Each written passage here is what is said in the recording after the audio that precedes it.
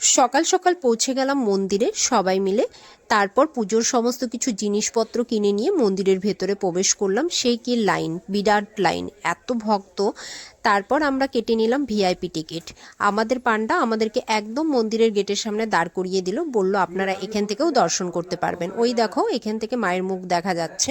এখানে 5-10 মিনিটের মতন আমরা দাঁড়িয়ে নিলাম, তারপর আমাদেরকে ভেতরে নিয়ে গেল। আর ভেতরে কিন্তু বেশিক্ষণ থাকতে দেয় না, খুবই অল্প সময়ের মধ্যে পুজো দিতে হয়। তারপর দেখো এই যে মায়ের মুখ, অবশেষে মাকে দর্শন করলাম, তোমরাও দর্শন করে নাও। এত শান্তি লাগছিল, কারণ আমরা অনেক দিন থেকে প্ল্যান করছিলাম যাবার জন্য, ফাইনালি আমাদের যাওয়া হলো। আর এই হচ্ছে মায়ের প্রসাদ।